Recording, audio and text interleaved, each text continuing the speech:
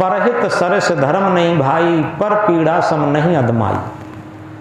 हमारे जीवन का जीने का ऐसा ढंग आ जाए, हमसे न कोई तंग आ जाए। हम किसी का परमार्थ न कर सकें कोई बात नहीं, लेकिन किसी को कष्ट भी न दें, ये सबसे ऊंची चीज है। हम किसी को भोजन न खिला सकें कोई बात नहीं, लेकिन किसी की रोजी रोटी को छीने भी ना। प्यासे को पानी पिला न सके बाद अमृत पिलाने से क्या फायदा। जब समय पर प्यासे को पानी न दे सके, भूखे को भोजन न दे सके, समय पर अपनी आत्मा से सत्य न्याय न कर सके, तो क्या कर सके। वही तो होगा कि जिस थाली में खाया उसी में तो सूरा किया, और क्या किया। हमें अपने विद्यार्थी जीवन की एक घटना याद आती है। यही काली नदी का कोई परतापुर घाट रहा होगा, और वहीं से पैदल नदियां क्रॉस कर रहे थे साइकिल लेकर के। तो एक गांव में दो बदमाश मरे पड़े थे। भीड़ भाड़ थी काफी, और लोग क्या कह रहे थे, जिस थाली में खाया उसी में सूरा किया, ये कह रहे थे। उस टाइम हम जानते नहीं थे ये क्या लोग कह रहे हैं, विद्यार्थी जीवन था।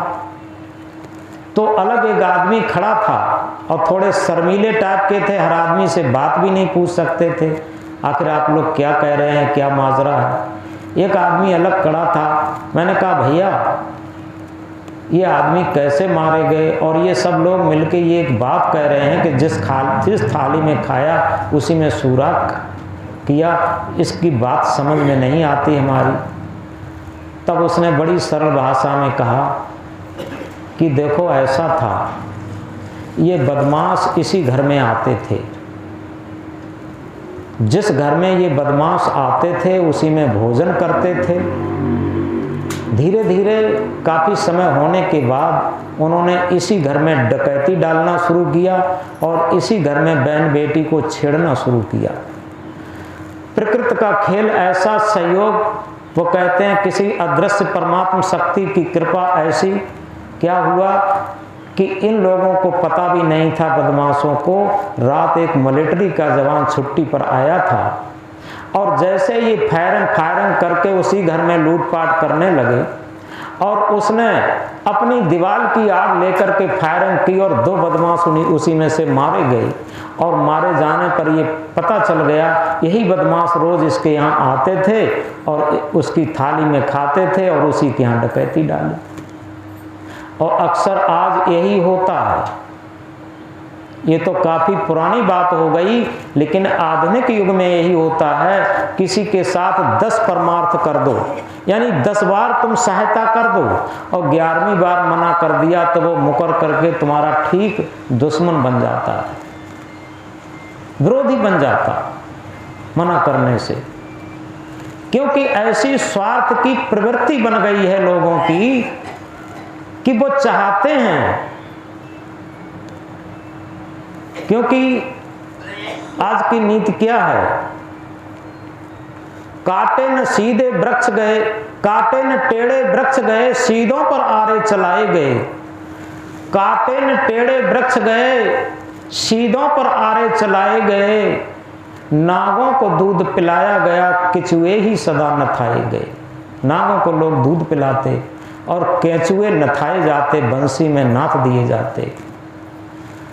तो काटे न टेढ़े वृक्ष गए, सीधों पर आरे चलाए गए। नागों को दूध पिलाया गया, केचुए ही सदा नथाए गए। बलवानों का न बाल बांका हुआ, कमजोर ही सदा सताए गए। आप देखें, लेकिन ये नीति जरूर है। कारण काल की एक व्यवस्था ऐसी है। बड़े बड़े बलवान दिग्गज, रावण का नाम सुना होगा, बहुत बलवान था इतिहास में। दुर्योधन का नाम सुना होगा, और बड़े बड़े बलवान हुए हैं, बलिष्ठ हुए हैं, दबंग हुए हैं, लेकिन आज उनके ऊपर घास जमी है। आज उनके कोई नाम लेने वाला भी नहीं है। कर्मगत टारे ना टरी, मुन वशिष्ठ से पंडित ज्ञानी, सोदिक लगन धरी। सीता हरण मरण दशरथ में, वन में विपत परी, कर्मगत टारे ना टरी। यथार्थ में हम ये न सोच लें कि थोड़ी देर के लिए मनमानी करके और किसी का धन संपत्ति हरण करके हम बहुत बड़े हो जाएंगे। ये कुछ नहीं, ये मन का धन थोड़ी देर के लिए होता है और जो वास्तविक धन है वो संस्कारों का धन है। पहले जब गुरुकुली पद्धति शिक्षा थी, शिक्षा गुरुकुली पद्धति से होती थी, तब माता पिता गार्जियंस क्या सोचते थे, हमारे बच्चों के संस्कार अच्छे हो जाएं। आप देखें, राम हैं, कृष्ण हैं, बुद्ध हैं, महावीर हैं, जितने भी बड़े बड़े महापुरुष हुए हैं सब गुरुकुलों में अध्ययन किए। और गुरुकुलों में जहाँ पर ऋषि मुनि संत शिक्षा देते थे, वहाँ भौतिक शिक्षा के साथ साथ आध्यात्मिक शिक्षा भी दी जाती थी और बच्चों के संस्कार महान होते थे। आगे चल कर के वही परिवार की सेवा करते थे, माता पिता की सेवा करते थे, समाज की और राष्ट्र की सेवा करते थे। तभी तो रामायण में आया है कि प्रातः काल उठ के रघुनाथा, मात पिता गुरु नावै माथा। प्रातः काल उठ करके माता पिता और गुरु को सबसे पहले, जिन्हें भगवान राम कहते हैं, वो प्रणाम करते थे, नतमस्तक होते थे। लेकिन आज साधारण से साधारण लड़का माता पिता पर पैर छूना तो बहुत बड़ी बात है, प्रणाम करना तो बहुत बड़ी बात है, वो ये सोचता है कि पढ़ने के टाइम हम अफसर हैं। माता पिता उनकी सारी कपड़े लत्ते टाई आई बांध के, झोला वोला टांग के बच्चों को स्कूल तक पहुंचाते हैं, बाद में स्कूल लेने जाते हैं। वो समझने लगते हैं ये माता पिता नौकर हैं। पहले जब गुरुकुली पद्धति शिक्षा थी, मातृ देवो भव, पितृ देवो भव, आचार्य देवो भव, अतिथि देवो भव, ये सब देवता माने जाते थे। लेकिन आज अगर सही माने में पूछा जाए, आज की शिक्षा पद्धति में, आज के भौतिक विकासशील युग में सबसे ज़्यादा तिरस्कार माता पिता का हुआ है, सज्जन का हुआ है, वृद्धों का हुआ है। आज प्रत्येक घर में आप देखें वृद्धों का बहुत तिरस्कार हो रहा है। आज वृद्धा आश्रम क्यों ज्यादा, वहां पर भीड़ भाड़ से वृद्ध लोग जा रहे, ऐसा नहीं। जिनके पास धन नहीं है ऐसे लोग नहीं जा रहे, जो बहुत धनी हैं ऐसे लोग भी वृद्धाश्रम में जाते, क्योंकि परिवार में उनकी गुजर ही नहीं। ऐसी जली कटी बातें उनको सुनने को मिलती हैं, इससे अच्छा सोचते हैं कि चलो अलग रह कर के वृद्धा आश्रम में ही कम से कम जीवन की अंतिम श्वासें तो कटेंगी।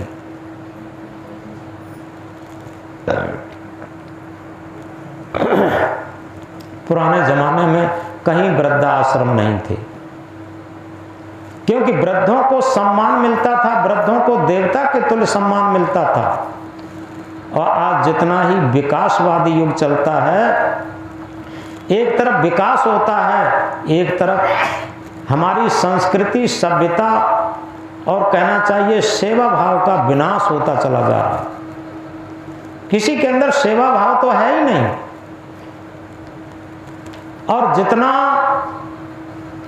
आप इस बात को गहराई से समझ लें, जितना बच्चों के अंदर सेवा भाव के द्वारा संस्कार अच्छे बनेंगे, और उतना ही वो माता पिता, संत गुरुजन, परिवार, समाज को सुख शांति दे सकते।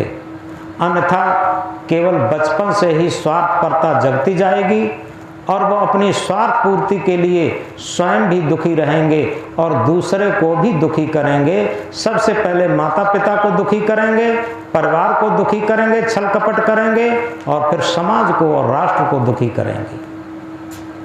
क्योंकि स्वार्थ एक ऐसी आग है जहां भी धधकेगी वहां जलाएगी। जैसे दिया सलाई की तीली देखी है, पहले स्वयं जलती है तब दूसरे को जलाती। दिया सलाई की तीली सबने देखी है, पहले स्वयं जलती है तब दूसरे को जला पाती। ऐसे ही जो संस्कार स्वयं खराब कर लेता, चाहे वो बच्चा हो, युवा हो, चाहे वो वृद्ध हो, जो अपने संस्कारों को खराब करके और अपना जीवन जीता है, वो समझो स्वयं जलता है और दूसरों को भी जलाता, दियसलाई की तीली की तरीके से। और जो आदमी अपने संस्कारों की परवाह करता है, चाहे छोटी मोटी घटी मुनाफा हो जाए कोई दिक्कत नहीं, लेकिन हमारे संस्कार न बिगड़ पाए, ये बहुत ऊंची चीज है। ये सबसे ऊंचा धन है, क्योंकि जो साथ जाने वाला धन है वो संस्कार ही तो है। और वो संस्कार अगर हमारे साथ जाने वाला धन खराब हो गया, खराब संस्कार लेकर के यहाँ से गए, तो बताओ हमारा वर्तमान में जीवन तो नरक हो ही गया, और मृत्यु के बाद भी जीवन हमारा नरक हो जाएगा। और अच्छे संस्कार लेकर जीते हैं और अच्छे संस्कार लेकर मरते हैं, तो वर्तमान जीवन भी मेरा स्वर्गिक होगा और मरने के बाद भी हमारा जीवन स्वर्गिक होगा। ये बहुत महत्वपूर्ण चीज है। हम कितना पूजा पाठ करते हैं, कितना हम तीर्थ व्रत करते हैं, ये सब छोटी चीज, लेकिन अपने अच्छे संस्कारों का कितना निर्माण करते हैं, अपने कर्तव्यों का कितना पालन करते हैं, ये बहुत महान चीज है।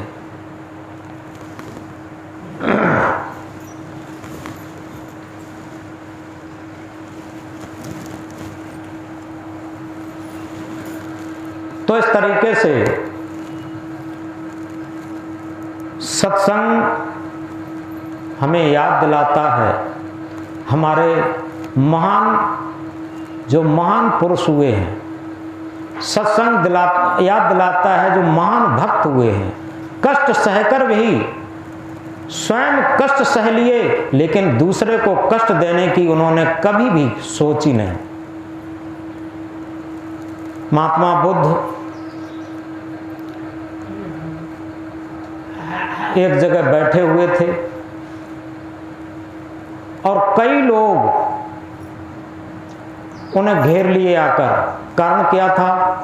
एक छोटा लड़का एक परिवार का उनके यहाँ आकर के संत बन गया था, भक्ति में आ गया था।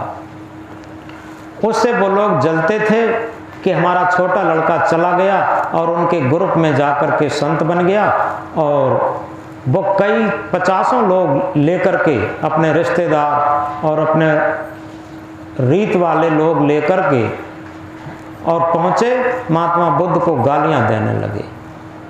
चारों तरफ से घेर कर गालियां दे रहे हैं, देते रहे, गालियां देते रहे।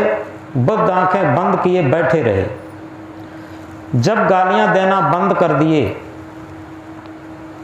तो बुद्ध ने कहा बड़ी शालीनता में, बड़ी शांति में, आप लोगों के घर में कोई गेस्ट मेहमान आते हैं क्या? वो लोग तो जले भुने थे ही, एकदम कहने लगे सब चिल्ला करके, क्यों नहीं आते? हमारे घर में गेस्ट मेहमान आते हैं, बताओ तुम्हें क्या लेना देना? बुद्ध ने कहा कि जब तुम्हारे घर में कोई मेहमान आते हैं और तुम मेहमानों को कोई चीज दो और वो मेहमान न ले चीज, वो किसकी होगी? अरे वो चीज मेरी होगी, और किसकी होगी जब वो नहीं लेंगे? बुद्ध ने बड़ी शालीनता में कहा कि आप लोग हमारी मेहमानी में जो कुछ भी अभी तक देते रहे अपनी तरफ से, वो हमने एक भी चीज तुम्हारी नहीं ली। यानी गालियां देते रहे तब से, वो एक भी चीज तुम्हारी हमने नहीं ली। अब तुम समझो वो सारी चीजें किसकी रही होंगी। और जैसे ही इस बात को कहा, वो सभी लोग अंदर से इतने परिवर्तित हो गए, उनके अहंकार की बर्फ पिघल गई और एकदम बुद्ध के चरणों में गिर पड़े और उनके भक्त बन करके गए। हमेशा हमेशा के लिए वो भक्त बन गए। तो इस तरीके से यथार्थ में हम अपने जीवन में एक प्रयोग करके देखें। संत सम्राट सदगुरु कबीर साहब का एक महामंत्र है, बहुत प्रसिद्ध है, लोग उसे समझ नहीं पाते। जो तोकू कांटा बोवे ताए बोए तू फूल, तोकू फूल के फूल हैं वाको हैं त्रिशूल।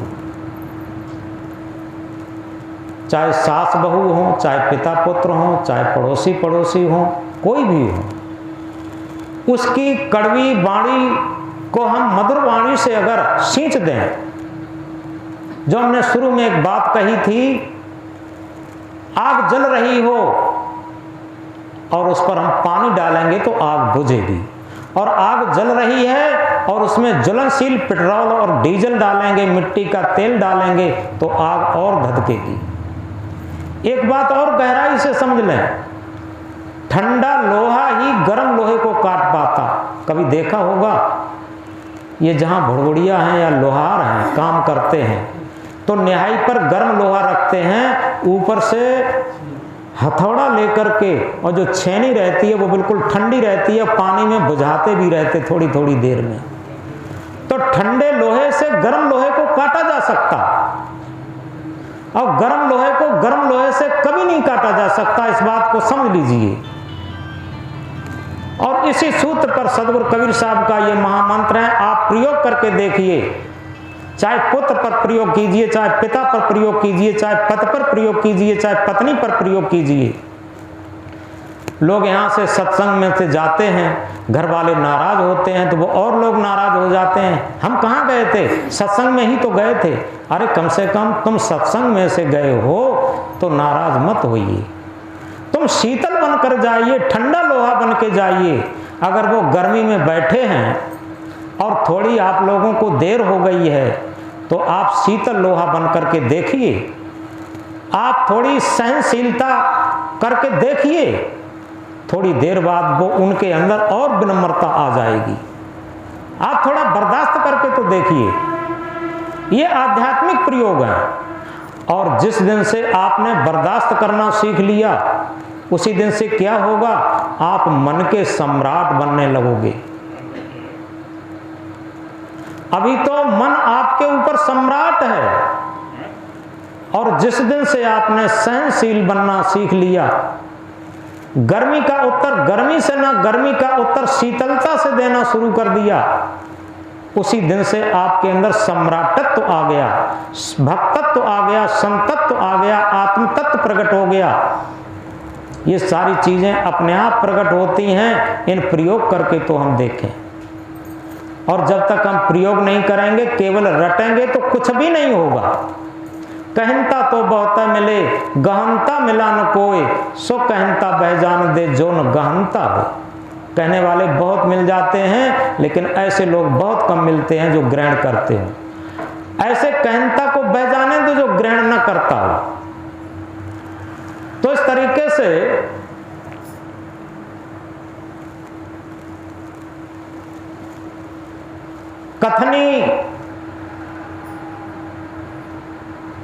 कथनी मीठी खाड़ है, करनी विष की लोय। कथनी मीठी खाड़ है, करनी विष की लोय, और कथनी तज करनी करे तो विष से अमृत हो। इस बात को गहराई से समझ लें। सत्संग की बातों को कह देना ये बड़ा मीठा लगता है, लेकिन करनी ये बहुत कठिन है। ये कड़वा नीम पीना है। जैसे मैंने कहा कि आप सहन करके देखिए, तो सहन करना ये कड़वा नीम जैसा खाना है। जैसे कड़वे नीम को नहीं निगला जाता, इसी तरीके से कड़वी बात को हम सहन नहीं कर पाते। लेकिन क्या है, कथनी तज करनी करे तो क्या होगा, विष से अमृत हो। विष से अमृत हो जाएगा, ये निश्चित है और 100% निश्चित है। और यही धर्म है, यही भक्ति का सूत्र है, और कहना चाहिए यही शांति का, मुक्ति का, कल्याण का, आत्म परमात्मा साक्षात्कार का सूत्र यही है। आवत गारी एक है, उलटत होए अनेक, कहे कबीर ना उलटिए रहे एक की एक। एक गाली किधर से आई और हमने उसका पलटा नहीं लगाया, वो वही खत्म हो जाएगी। अगर हमने एक के बदले में 2 कह दिया, 2 के बदले में उधर से 4 और 5 जरूर आ जाएंगी। ये कभी क्रम खत्म नहीं होगा। तो आवत गाली एक है, उलटत होए अनेक, कहें कबीर ना उलटिए रहे एक की एक की एक रह जाएगी। आप ये भक्ति का सबसे बड़ा महामंत्र है, क्योंकि आपने देखा होगा भक्तों ने बड़ी कठिनाइयाँ उठाई लेकिन सत्य को नहीं छोड़ा। और हम थोड़े थोड़े लोभ के पीछे जो वास्तविक लाभ है उसे छोड़ देते, थोड़े थोड़े लोभ के पीछे झूठ बोलते, छोटे छोटे लोभ के पीछे। आज तो मोबाइल का ज़माना है, शायद है कोई व्यक्ति सांच बोल पाए, हरदम झूठ। बैठा मैनपुरी में कहता, बेवर साइड से उसका फ़ोन आ रहा, वो पूछ रहा है कहाँ पर आ गए। वो क्या कहेगा, हम भोगांव तक आ गए हैं, भोगांव पर पहुंच रहे हैं, और बैठा मैनपुरी में है। अब बताओ। तो इस तरीके से अब इसमें कौन सा बड़ा लाभ? अरे बड़ी विनम्रता के साथ कह दे, अगर कहीं देर भी हो गई है, भाई थोड़ा विलंब हो गया है, अभी हम मैनपुरी में हैं और चलने ही वाले हैं बस। कितना मीठा शब्द हो गया, कितना ओरिजिनल शब्द हो गया। और ये शब्द हमेशा हमारे अंदर अच्छे संस्कार देगा। हमारे भले ही संपत्ति कम हो, लेकिन हमारे संस्कारों की संपत्ति बहुत बढ़ जाएगी, भक्ति की संपत्ति बहुत बढ़ जाएगी। हम ध्रुव की कथा कह लेते हैं, प्रहलाद की कथा कह लेते हैं, मीरा की कथा कह लेते हैं, सबरी की कथा कह लेते हैं, लेकिन उनके जीवन को याद किया कभी? इन्होंने कितने कष्ट सहे, लेकिन भक्ति को नहीं छोड़ा, सत्य को नहीं छोड़ा, ईमानदारी को नहीं छोड़ा। और हम सत्य, ईमानदारी, ये सब जरा जरा सी बातों में छोड़ देते हैं। कैसे भक्त, कैसे साधक। तो इस तरीके से हमने सदगुरु कबीर साहब के दो एक मंत्रों पर थोड़ा निवेदन किया। माला तो कर में फिरे, जीव फिरे मुख माय, मनुआ तो चौंदिस फिरे, ये सुमिरन है ना, ये सुमिरन नहीं है। माला मन से लड़ परी, तू क्या फेरे मोए, और मन को क्यों नहीं फेरता, सहज मुक्ति होए। अरे तू मन की माला स्वयं मन को क्यों नहीं फेर रहा, मन को क्यों मोड़ नहीं रहा असत्य से सत्य की तरफ।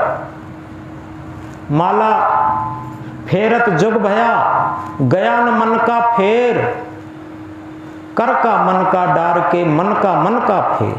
माला फेरते फेरते जुग बीत गए। अरे हाथ की माला, कर माने हाथ की माला को फेंक दे और मन की माला को घुमा। माला है निज श्वास की, फेरेंगे कोई दास, 84 भर में नहीं कटे काल की फांस। माला तो अपने मन की है, अपनी श्वास के द्वारा अपने मन की है। और जो श्वास की माला घुमाना जानते हैं, जो मन की माला घुमाना जानते हैं, वास्तव में काल की फांस कट सकती है। और जो केवल हाथ की माला घुमा करके हम सोच रहे हैं कि बहुत ऊंचा भजन कर रहे, ये मन चारों तरफ भ्रमण कर रहा, भजन नहीं हो रहा। तो इस तरीके से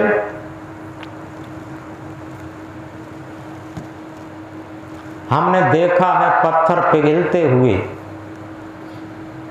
अंगुलीमाल डाकू बुद्ध की शरण में आकर के ये पत्थर हृदय पिघला।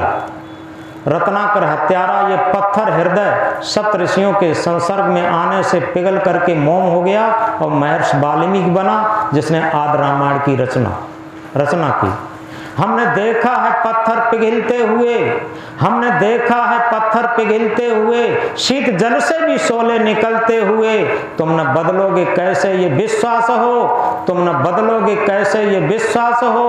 हमने देखा है मौसम बदलते हुए, हमने देखा है मौसम बदलते हुए। बोलो सद्गुरुदेव की।